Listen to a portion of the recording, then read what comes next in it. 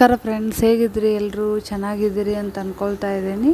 ನಾನು ಇವತ್ತು ಟಿಫನಿಗೆ ದೋಸೆ ಮಾಡ್ಲಿಕ್ಕೆ ಕುಂತೆ ನೋಡ್ರಿ. ಇವು ಹಿಟ್ಟಿನ ದೋಸೆ, ಇನ್ಸ್ಟೆಂಟಾಗಿ ಹಿಟ್ಟಿನ ದೋಸೆನ ಮಾಡಂತೆ ನಾನು.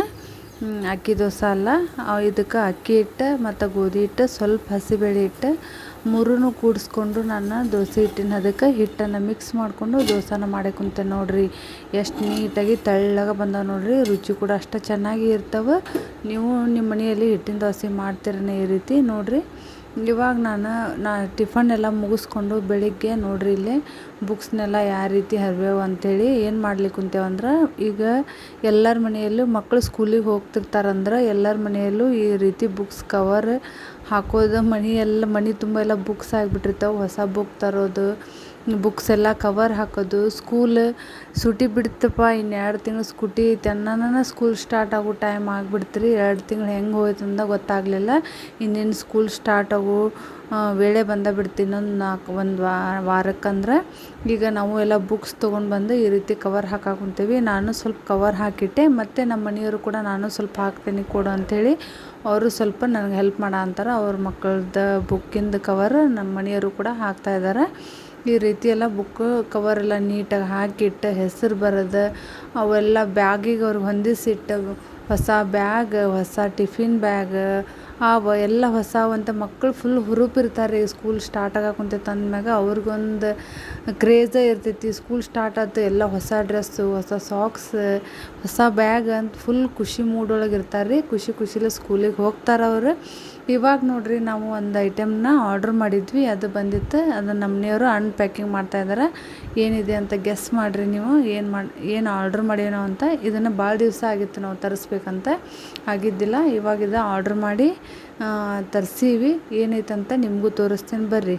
ಈ ರೀತಿ ಓಪನ್ ಮಾಡೋ ಅಂತಾರೆ ನೋಡ್ರಿ. ಇದನ್ನು ಏನೈತಪ್ಪ ಇದಂದ್ರೆ ನೋಡೋಣ ನಾವು ನೀವು ಸೇರಿ ನೋಡ್ರಿ. ಈ ರೀತಿ ಪಿಂಕ್ ಕಲರ್ದು ಆಗೈತಿ. ಏನಿದಪ್ಪ ಅಂದ್ರೆ, ಇದು ನಮ್ಮ ಮನೆಯೊಳಗೆ AC ಐತ್ರಿ. ಅದಕ್ಕೆ ಕವರ್ ತರಿಸ್ಬೇಕಂಥೇಳಿ ಭಾಳ ದಿವಸ ಆಗಿದ್ದಿಲ್ಲ. ಅದನ್ನು ನಾವು ತರಿಸ್ಬೇಕು ಅಂತೇಳಂದ್ರೆ ಆನ್ಲೈನಲ್ಲೇ ನೋಡಿಟ್ಟಿದ್ವಿ. ಆರ್ಡ್ರ್ ಹಾಕ್ಬೇಕಂದ್ರೆ ಆಗಿದ್ದಿಲ್ಲ.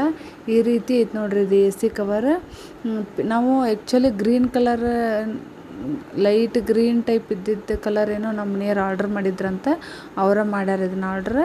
ಇದು ಕಲರ್ ಚೇಂಜ್ ಆಗಿ ಪಿಂಕ್ ಕಲರ್ ಬಂದೈತಿ. ಇರಲಿ, ಅಡ್ಡಿ ಇಲ್ಲ ಅಂಥೇಳಿ ಐತಿ. ಪೂರ್ತಿ ನೆಟ್ ಒಳಗೆ ಐತ್ರಿ. ನಾವು ಕೊಟ್ಟಿದ್ದ ರೇಟಿಗೆ ಓಕೆ ಅನ್ನಿಸ್ತು. ಅಷ್ಟೇನಿಲ್ಲ. ಇದಕ್ಕೇನೋ 700 ರೂಪಾಯಿ ಏನೋ ಇತ್ತಂತ ಅಮೌಂಟ್. ಅದು ನಮ್ಮ ಮನೆಯವ್ರು ಆರ್ಡ್ರ್ ಮಾಡ್ಯಾರ. ಅಷ್ಟು ರೊಕ್ಕಕ್ಕೆ ಇದು ಅಷ್ಟು ಓಕೆ ಅನ್ನಿಸ್ತು. ನನಗೇನು ಅಷ್ಟು ವರ್ತ್ ಅನ್ನಿಸ್ಲಿಲ್ಲ. ಇರಲಿ ಬಿಡ ಅಂತ ನಮ್ಮ ಮನೆಯವ್ರು ಯೂಸ್ ಮಾಡೋಣ ಅಂತ ಅಂದರೆ, ಮತ್ತು ಇದನ್ನೆಲ್ಲ ಮುಗಿಸ್ಕೊಂಡು ಇವಾಗ ಮಧ್ಯಾಹ್ನದ ಅಡುಗೆನ ನಾನು ಶುರು ಮಾಡೀನಿ. ಇದೇನಪ್ಪ ನಾನಂದ್ರೆ, ಇದು ಅಲಸಂದಿಕಾಯಿ ಅಂತ ಸಿಗ್ತಾವೆ ನೋಡ್ರಿ ಸೀಸನ್ ಒಳಗೆ. ಇವಾಗ ತೆಳ್ಳಗೆ ಉದ್ದಕ್ಕೆ ಇರ್ತಾವೆ ನೋಡ್ರಿ. ಬೀನ್ಸ್ ಥರನೇ ಇರ್ತಾವೆ, ಫುಲ್ ತೆಳ್ಳಗೆ ಉದ್ದಕ್ಕೆ ಇರ್ತಾವೆ ರೀ ಇವು ಅಲಸಂದಿಕಾಯಿ. ನೀವು ಯಾರ್ಯಾರು ನೋಡಿರಿ ಗೊತ್ತಿಲ್ಲ. ಇದು ಅಲಸಂದಿಕಾಯಿ ನಮ್ಮ ಸೈಡೆ ಎಲ್ಲ ಸಿಗ್ತೈತಿ. ಇದನ್ನು ಸೇಮ್ ಚೌಳಿಕಾಯಿ ಪಲ್ಯ ಯಾವ ರೀತಿ ಮಾಡ್ತೀವಿ ನಾವು ಹುರಿದು, ಅದೇ ರೀತಿನ ಸಣ್ಣದಾಗಿ ಹೆಚ್ಕೊರಿ, ಮುರ್ಕೋರಿ. ಸಣ್ಣದಾಗಿ ಚೌಳಿಕಾಯಿ ಹೆಂಗೆ ಮುರ್ಕೊತೀವಲ್ಲ ಆ ರೀತಿ ಮುರ್ಕೊಂಡ್ರೆ ಇದನ್ನು ಸೇಮ್ ಎಣ್ಣೆ ಹಚ್ಚಿ ಹುರ್ಕೊಂಡು ಆದ ನಂತರ ಇದಕ್ಕೆ ಉಳ್ಳಾಗಡ್ಡಿ, ಟೊಮೆಟೊ, ಹಸಿ ಖಾರ ಒಗ್ಗರಣೆ ಕೊಟ್ಟು ಮಾಡಬೇಕು. ತುಂಬ ರುಚಿ ಆಗ್ತೈತೆ ರೀ ಇದು ಸೀಸನ್ ವೈಸ್ ಸಿಗ್ತೈತಿ. ಎಲ್ಲ ಸೀಸನ್ನಲ್ಲೂ ಸಿಗೋದಿಲ್ಲ. ಮೊನ್ನೆ ಮಾರ್ಕೆಟಲ್ಲಿ ಅಚಾನಕ್ಕಾಗಿ ನನಗೆ ಸಿಕ್ಕವು, ಹಾಗಾಗಿ ತೊಗೊಂಡು ಬಂದು ನಾನು ಕೂಡ ಅದು ಬೀನ್ಸ್ ಪಲ್ಯನ ಮಾಡ್ಲಿಕ್ಕೆ ಕುಂತೇನೆ. ಮಧ್ಯಾಹ್ನ ಎಲ್ಲ ಅಡುಗೆ ಪ್ರಿಪ್ರೇಷನ್ ನಡೆಸೇನಿ. ಇವಾಗ ಅಡುಗೆ ಎಲ್ಲ ಬಡ ಮುಗಿಸ್ಕೊಂಡು ನೋಡ್ರಿ, ಇವಾಗ ನಾನು ಬೀನ್ಸ್ ಪಲ್ಯ ಮತ್ತು ಅಲಸಂದಿಕಾಯಿ ಪಲ್ಯ ಮತ್ತು ಕಾಳು ಪಲ್ಯ ಮಾಡ್ಯಾರ. ರೆಗ್ಯುಲರಾಗಿ ನಮ್ಮ ಮನೆಯಲ್ಲಿ ಒಂದು ತರಕಾರಿ ಅಂದ್ರೆ ಕಾಯಿಪಲ್ಯ ಮಾಡ್ತೀವಿ, ಇನ್ನೊಂದು ಕಾಳು ಪಲ್ಯ ಮಾಡ್ತೇವೆ. ರೆಗ್ಯುಲರಾಗಿ ನಮ್ಮ ಮನೆಯಲ್ಲಿ ಮಾಡುವಂಥದ್ದಿದೆ. ದಿವಸ ಒಂದು ಕಾಯಿಪಲ್ಯ ಮತ್ತು ಒಂದು ಕಾಳು ಪಲ್ಯ ಮಾಡ್ತೀವಿ ನಾವು. ಇವಾಗ ನೋಡ್ರಿ, ಈ ಸೈಡ್ ಕಾಳನ್ನು ಕುದಿಸಿಟ್ಕೊಂಡೀನಿ ನಾನು. ಹುಳ್ಳಿಕಾಳು ಕುದಿಸ್ಲಿಕ್ಕೆ ಇಟ್ಟು ಈ ಕಡೆ ನಾನು ಪಲ್ಯನ ಮಾಡ್ತಾಯಿದ್ದೇನೆ ನೋಡ್ರಿ. ಇದೊಂಥರ ಡಿಫ್ರೆಂಟಾಗಿ ಆಕೈತಿ. ಇದು ಬೀನ್ಸ್ ಪಲ್ಯ, ಚೌಳಿಕಾಯಿ ಪಲ್ಯ ತಿಂದಿರ್ತೀವಲ್ಲ, ಇದು ಒಂಥರ ಟೇಸ್ಟ್ ಡಿಫ್ರೆಂಟಾಗಿರ್ತೈತಿ. ಇವಾಗ ಇದಕ್ಕೆ ನಾನು ಎಲ್ಲ ಒಗ್ಗರಣೆ ಎಲ್ಲ ಮಾಡಿಕೊಂಡು ಲಾಸ್ಟ್ನೇಕ ಈ ರೀತಿ ಇದನ್ನು ಮಿಕ್ಸ್ ಮಾಡಿಕೊಂಡು ಗುರೆಳ್ಳು ಪುಡಿಯನ್ನು ಹಾಕ್ತಾಯಿದ್ದೀನಿ. ನಮ್ಮ ಉತ್ತರ ಕರ್ನಾಟಕ ಮಂದಿಗೆ ಗುರೆಳ್ಳು ಪುಡಿ ಇಲ್ಲಾಂದ್ರೆ ಅಡುಗೆ ಕಂಪ್ಲೀಟ್ ಆಗೋದಿಲ್ಲ ನೋಡ್ರಿ. ಅದು ಗುರೆಳ್ಳು ಪುಡಿ ಬೇಕಾಗ್ತೈತಿ ಕೆಲವೊಂದಿಷ್ಟು ಪಲ್ಯಕ್ಕೆ. ಅದಿಲ್ಲ ಅಂದ್ರೆ ನೋಡಲಿಕ್ಕೂ ಚೆಂದ ಕಾಣೋದಿಲ್ಲ, ತಿನ್ನಲಿಕ್ಕೂ ಸರಿಯಾಗೋದಿಲ್ಲ. ಹಾಗಾಗಿ ಕೆಲವೊಂದಿಷ್ಟು ಐಟಮ್ಗೆ ಗುರೆಳ್ಳು ಪುಡಿ ಬೇಕಾಗ್ತೈತಿ. ಹಾಗಾಗಿ ರೆಗ್ಯುಲರಾಗಿ ನಮ್ಮ ಸೈಡ್ ಮನೆಯೊಳಗೆಲ್ಲ ಗುರೆಳ್ಳು ಪುಡಿ ರೆಗ್ಯುಲರಾಗಿ ಇದ್ದೇ ಇರ್ತೈತಿ. ಎಲ್ಲರೂ ಕೂಡ ಯೂಸ್ ಮಾಡ್ತಾರೆ. ಇವಾಗ ನಾನು ಕಾಳು ಪಲ್ಯನ ಮಾಡ್ಕೊಳ್ಳೋ ಅಂತೀನಿ. ಇದು ಹಾಗೆ ನಾವು ಉಳ್ಳಾಗಡ್ಡಿ ಟೊಮೆಟೊ ಒಗ್ಗರಣೆ ಕೊಟ್ಕೊಂಡು ಸ್ವಲ್ಪ ಕರಿಬೇವು, ಅರಿಶಿನ, ಉಪ್ಪು, ಖಾರ ಎಲ್ಲ ಹಾಕ್ಕೊಂಡು ಕುದಿಸಿದಂಥ ಕಾಳನ್ನು ಇದಕ್ಕೆ ಹಾಕ್ಕೊಂಡು ಸ್ವಲ್ಪ ಹೊತ್ತು ಅದು ಕಾಳೆಲ್ಲ ಉಪ್ಪು ಖಾರ ಹಿಡ್ಕೊಳ್ಬೇಕಲ್ರಿ. ಹಾಗಾಗಿ ಸ್ವಲ್ಪ ಕುದಿಸ್ಕೊಂಡಾದ ನಂತರ ನೋಡಿರಿ, ಇವಾಗ ನಾನು ರೊಟ್ಟಿ ಅಂತೀನಿ. ನಮ್ಮ ಮನೆಯಲ್ಲಿ ನಾವು ದಿನ ರೊಟ್ಟಿ ಮಾಡ್ತೀವಿ ಒನ್ ಟೈಮ್. ಹಾಗಾಗಿ ನಾನು ಮಧ್ಯಾಹ್ನ ರೊಟ್ಟಿ ಹೆಚ್ಚು ಕಮ್ಮಿ ಮಧ್ಯಾಹ್ನ ಮಾಡಿರ್ತೀವಿ ನಾವು ರೊಟ್ಟಿ. ಇವಾಗ ಊಟದ ಟೈಮ್ ಆಗಿತ್ತು, ನಾನು ಬಿಸಿ ರೊಟ್ಟಿ ಮಾಡಿದ್ರತಂತ ಪಲ್ಯ ಎಲ್ಲ ಮುಗಿಸ್ಕೊಂಡು ಇವಾಗ ನಾನು ರೊಟ್ಟಿ ಮಾಡಿದ್ರತಂತ ಜಿಗಟ್ ಹಾಕ್ಕೊಂತೇನೆ ನೋಡಿರಿ. ಈ ರೀತಿ ಜೋಳದ ಹಿಟ್ಟು ಸಾಣಿಸ್ಕೊಂಡು ಈ ರೀತಿ ನಡು ತೆಗ್ದು ಮಾಡಿಕೊಂಡು ನೀರನ್ನು ನಾವು ಕುದಿಯೋಕೆ ಇಟ್ಕೊಳ್ಬೇಕು. ನೀರು ಕುದ್ದಾದ ನಂತರ ನೋಡಿರಿ, ಇದಕ್ಕೆ ಈ ರೀತಿ ನೀರು ಕುದಿಸ್ಕೊಳ್ಬೇಕಾಗ್ತೈತಿ. ಕುದ್ದಾದ ನಂತರ ಇದಕ್ಕೆ ಹಾಕ್ಕೊಂಡು ನಾವು ಜಿಗಟ್ ಹಾಕ್ಕೋಬೇಕು. ಇದಕ್ಕೆ ಜಿಗಟ್ ಹಾಕ್ಕೊಳ್ಳೋದು ಅಂತಾರೆ. ಯಾರೆಲ್ಲ ರೊಟ್ಟಿ ಮಾಡ್ತೀರಿ ಅವ್ರಿಗೆ ಗೊತ್ತಿರ್ತೈತಿ. ಗೊತ್ತಿಲ್ಲವ್ರಿಗೆ ಹೇಳ್ತಾ ಇದ್ದೀನಿ, ಈ ರೀತಿ ನೀರು ಕುದಿಸ್ಕೊಂಡು ಹಾಕ್ಬೇಕಾಗ್ತೈತಿ. ನಾವು ಹಿಟ್ಟು ಹೊಸದಾಗಿ ಹಾಕ್ಸಿದ್ವಿ ಅಂದ್ರೆ ನೀರು ಸ್ವಲ್ಪನ ಹಾಕಬೇಕಾಗ್ತೈತಿ.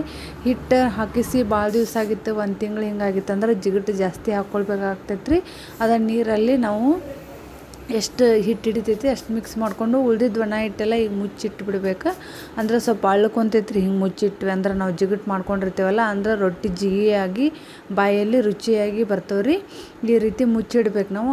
ಅದು ನಾವು ನಾದ್ಕೊಳ್ಳಿಕ್ಕೂ ಸುಡ್ತಿರ್ತೈತಿ. ಹಾಗಾಗಿ ಈ ರೀತಿ ಗೋಪುರ ಟೈಪ್ ಮಾಡಿ ಒಣ ಹಿಟ್ಟೆಲ್ಲ ಅದ್ರ ಮೇಲೆ ಮುಚ್ಚಿ ಒಂದು 5 ನಿಮಿಷ ಬಿಡಬೇಕು. ಬಿಟ್ಟಾದ ನಂತರ ಮಾಡಿದ್ರೆ ರೊಟ್ಟಿ ತುಂಬ ಚೆನ್ನಾಗಿ ಬರ್ತವೆ. ಇಲ್ಲಿ ನೋಡಿರಿ, ಇವ್ರು ಯಾರಂದ್ರೆ ಇವರು ಅಣ್ಣ ತಮ್ಮನ. ಇವ ನನ್ನ ಮಗ ವಿವಾನ, ಇವ ನಮ್ದು ಸ್ಕಂದು ಅಂದ್ರೆ ನಮ್ಮ ಮೈದನ ಮಗ ರೀ. ಇವ ಫುಲ್ ಇಬ್ಬರು ಫ್ರೆಂಡ್ಸ್ ಇದ್ದಂಗೆ. ಇವರು ಫುಲ್ ಖುಷಿಯಾಗಿ ಹ್ಯಾಪಿಯಾಗಿ ಎಂಜಾಯ್ ಮಾಡ್ತಾರೆ. ಇವಂದ್ರೆ ಇಬ್ಬರು ಒಬ್ರು ಬಿಟ್ಟು ಒಬ್ರು ಬಂದಂದ್ರೆ ಒಟ್ಟು ಬಿಟ್ಟಿರೋದಿಲ್ಲ.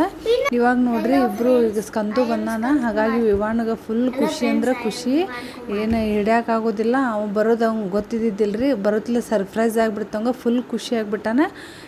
ಎಲ್ಲರೂ ಊಟ ಮುಗಿಸ್ಕೊಂಡು ಮಕ್ಕಳ ಜೊತೆ ಸ್ವಲ್ಪ ಹರಟೆ ಮುಗಿಸ್ಕೊಂಡು ಆದ ನಂತರ ಇವಾಗ ನಾನು ಒಂದು ಸಾರಿ ಫಾಲ್ ಹಾಕೋದಿತ್ತು. ಹಾಗಾಗಿ ನಾನು ಇಲ್ಲೇ ಪಿಕೋ ಫಾಲ್ ಮಾಡ್ತಾಯಿದ್ದೆ ನೋಡಿರಿ. ನಾನೇ ಮನೆಯಲ್ಲಿ ಪಿಕೋ ಫಾಲ್ ಮಾಡ್ತೇನೆ. ಮಷೀನ್ ಐತಿ ನಮ್ಮ ಮನೆಯೊಳಗೆ. ಇವಾಗ ನಾನು ನಂದೊಂದು ಸಾರಿದು ಫಾಲ್ ಹಚ್ಚೋದಿತ್ತು. ಹಾಗಾಗಿ ನಾನು ಪಿಕೋ ಫಾಲ್ ಎರಡನ್ನೂ ಕೂಡ ಮಾಡ್ಕೊಳ್ತಾ ಇದ್ದೀನಿ. ಇವಾಗ ನೋಡಿರಿ, ನಾನು ಮಾಮೂಲಾಗಿ ಎಲ್ಲ ಸಾರಿಗೆ ಬಾರ್ಡ್ರಿಗೆ ಏನು ಮಾಡ್ತೀವಿ ಅಂದ್ರೆ ಪಿಕೋಲ್ ಮಷೀನ್ಲಿದ್ದಾನೆ ಹೊಲಿಗೆ ಹಾಕ್ತೀವಿ. ಈ ಸಾರಿಗೆ ನಾನು ಏನು ಮಾಡೇನಪ್ಪ ಅಂದ್ರೆ ಈ ರೀತಿ ಲೇಸ್ ಬಂದಿರೋದ್ರಿಂದ ನಾನು ಸರಿ ಆಗೋದಿಲ್ಲ ರೀ ಪಿಕೋ ಮಷೀನಲ್ಲೇ ನಾವು ಹೊಲಿಗೆ ಹಾಕಿದ್ವಿ ಅಂದ್ರೆ. ಹಾಗಾಗಿ ಸಾದಾ ಮಷೀನಲ್ಲೇ ಹಾಕೇನಿ ನೋಡಿರಿ. ಇವರಿಬ್ಬರು ಕೂಡಿ ಡ್ಯಾನ್ಸ್ ಮಾಡ್ಲಿಕ್ಕೆ ಒಂಥರ ತುಂಬ ಎಂಜಾಯ್ ಮಾಡ್ತಾರೆ. ಇಬ್ಬರು ತುಂಬ ಖುಷಿಯಾಗಿ ಆಟ ಆಡ್ತಾರೆ ನೋಡಿರಿ. ಈ ರೀತಿ ಎಲ್ಲ ಡ್ಯಾನ್ಸ್ ಹಾಡು ಹಚ್ಕೊಂಡು ತಾವೇ ಡ್ಯಾನ್ಸ್ ಮಾಡ್ತಾಯಿದ್ದಾರೆ. ತುಂಬ ಖುಷಿಯಾಗಿ ಎಂಜಾಯ್ ಮಾಡ್ತಿದ್ದಾರೆ. ಈಗ ಒಬ್ರಿಗೊಬ್ರು ಅಟ್ಯಾಚ್ಮೆಂಟ್ ಇರಬೇಕು ರೀ. ಇದು ಇವರಿಬ್ಬರು ಅಣ್ಣ ತಮ್ಮ ಕೂಡಿದ್ರಂದ್ರೆ ಬೇರೆದವ್ರದ್ದು ಏನು ಲಕ್ಷಣ. ಇಲ್ಲೇ ಇವರಿಬ್ಬರು ಫುಲ್ ಡ್ಯಾನ್ಸ್ ಮಾಡಿಕೊಂಡು ಫುಲ್ ಎಂಜಾಯ್ ಡ್ಯಾನ್ಸ್ ಮಾಡ್ಕೊತ ಹಾಡಾಡ್ಕೊತ ಫುಲ್ ಮಜಾ ಮಾಡ ಅಂತಾರೆ. ನೀವು ಕೂಡ ಇದನ್ನು ನೋಡ್ಕೊತಾರೆ.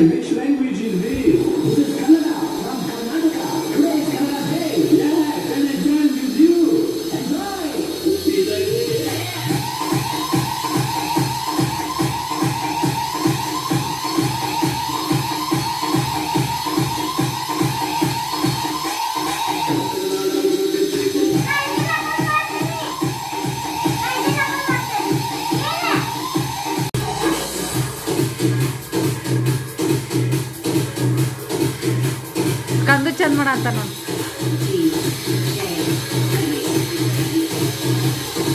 ಹಾಂ, ಬಟರ್ಫ್ಲೈ ಬಂತ. ಹಾಯ್ ಮಾಡ್ರಿ ನೀವು.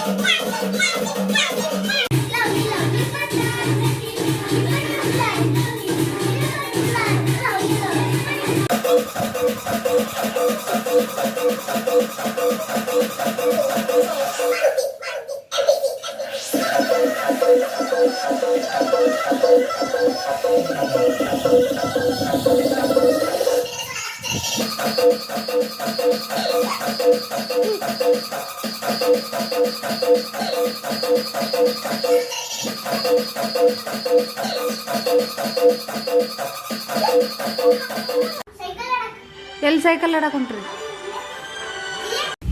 ಇಬ್ಬರು ಡ್ಯಾನ್ಸ್ ಮುಗಿಸ್ಕೊಂಡು ಇವಾಗ ಹೊರಗಡೆ ಸೈಕಲ್ ಆಡ್ಲಿಕ್ಕಂತ ಹೊಂಟಾರ. ನೋಡ್ರಿ ಹೇಗೆ ಅನಿಸ್ತೆ ನನ್ನ ಮಕ್ಕಳ ಡ್ಯಾನ್ಸ್ ನಿಮ್ಗಂತ ಕಮೆಂಟ್ ಮಾಡಿ ಹೇಳ್ರಿ. ಇಬ್ಬರು ಅಣ್ಣ ತಮ್ಮ ಕೂಡಿ ಯಾವ ರೀತಿ ಡ್ಯಾನ್ಸ್ ಮಾಡಿದ್ರಂತ ನೀವು ಕೂಡ ನೋಡಿದ್ರಲ್ಲ. ಈ ರೀತಿ ಇಬ್ಬರು ಸೇರಿದ್ರಂದ್ರೆ ಎಂಜಾಯ್ ಮಾಡ್ಕೊಂಡು ಆಟ ಆಡ್ತಾರೆ. ಅದಾದ ನಂತರ ಇಬ್ಬರು ಸೇರಿ ಸೈಕಲ್ ತೊಗೊಂಡು ಡೈಲಿ ಇಲ್ಲಿ ನನ್ನ ಮಗ ಕ್ರಿಕೆಟ್ ಆಡ್ತಾನೆ. ಅವ್ರದ್ದೊಂದು ಸರ್ಕಲ್ ಐತಿಲ್ಲಿ, ಅಲ್ಲಿ ತನ್ನ ತಮ್ಮನ್ನು ಕೂಡ ಕರ್ಕೊಂಡು ಬಂದು ಕ್ರಿಕೆಟ್ ಆಡೋಣ ಬಾ ಅಂತ ಕರ್ಕೊಂಡು ಬಂದಾನ್ರಿ.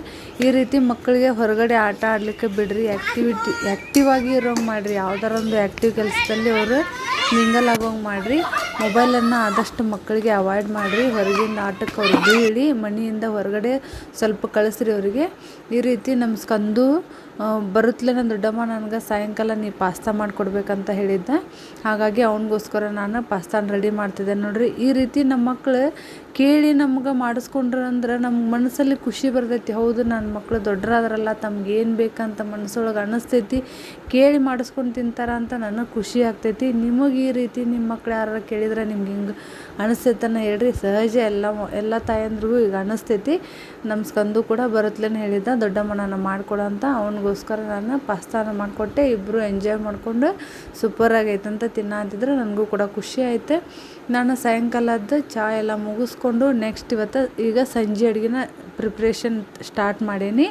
ನಾನು ಸಾಯಂಕಾಲ ನೋಡ್ರಿ ಇವಾಗ ಒಂದು ಎಗ್ ರೆಸಿಪಿನ ಸ್ಪೆಷಲ್ಲಾಗಿ ಮಾಡಿದ್ರತ್ತಂತ ಎಗ್ ಮಸಾಲಾನ ಮಾಡೋ ಅಂತೀನಿ.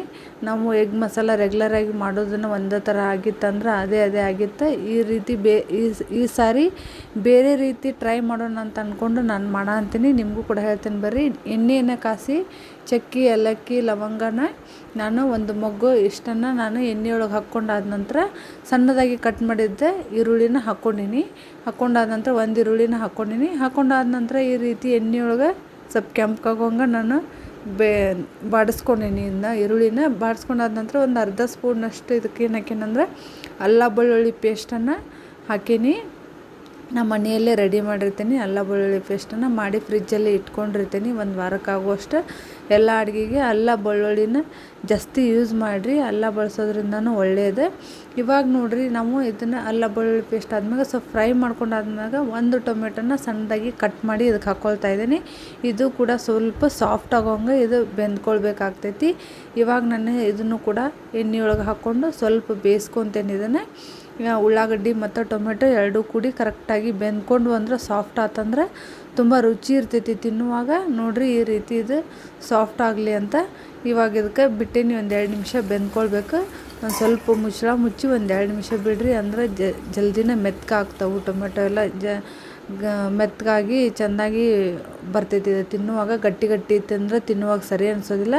ಇವಾಗ ನಾನು ಇದಕ್ಕೆ 4 ಮೊಟ್ಟೆಯನ್ನು ಯೂಸ್ ಮಾಡಿದ್ದೆ. ಅದನ್ನು ಕುದಿಸ್ಕೊಂಡು ಸಣ್ಣದಾಗಿ ಕಟ್ ಮಾಡಿಕೊಂಡು ನಾನು ಒಗ್ಗರಣೆಗೆ ಉಪ್ಪು ಖಾರ ಅರಿಶಿನ ಪುಡಿ 1 ಸ್ಪೂನ್ ಗರಂ ಮಸಾಲ 1 ಸ್ಪೂನ್ ಧನಿಯಾ ಪೌಡ್ರ್ ಮತ್ತು 1 ಸ್ಪೂನ್ ಜೀರಾ ಪೌಡ್ರ್ ಇಷ್ಟನ್ನು ಯೂಸ್ ಮಾಡಿ ಒಗ್ಗರಣೆ ಮಾಡಿಕೊಂಡು ಅದಕ್ಕೆ ನಾನು ಕಟ್ ಮಾಡಿದಂಥ ಎಗ್ಗನ್ನು ಒಳಗೆ ಹಾಕ್ಕೊಳ್ಳೋ ಅಂತೀನಿ. ಹಾಕ್ಕೊಂಡಾದ ನಂತರ ಮಿಕ್ಸ್ ಮಾಡಿಕೊಂಡು ಮೇಲ್ಗಡೆ ನಮಗೆ ಯಾವ ಹದದಲ್ಲಿ ಬೇಕಾ ಅದು ನೋಡಿಕೊಂಡು ನೀರು ಹಾಕ್ಕೊಂಡಾದ ನಂತರ ಇದಕ್ಕೆ ನೋಡಿರಿ ಈ ರೀತಿಯಾಗಿ ನಾನು ಮಾಡ್ಕೊಂಡೀನಿ. ನಿಮಗೆ ಈ ಕಂಪ್ಲೀಟ್ ರೆಸಿಪಿ ನಿಮಗೆ ಬೇಕನ್ನಿಸ್ತಂದ್ರೆ ಕಂಪ್ಲೀಟಾಗಿ ಹೇಗೆ ಮಾಡ್ಬೇಕು ಮತ್ತು ಏನೇನು ಹಾಕೀನಿ ಯಾವ ರೀತಿ ಕರೆಕ್ಟಾಗಿ ನಿಮಗೆ ಈ ರೆಸಿಪಿ ಬೇಕಂದ್ರೆ ನಾನು ಕಮೆಂಟ್ ಮಾಡಿ ಹೇಳ್ರಿ.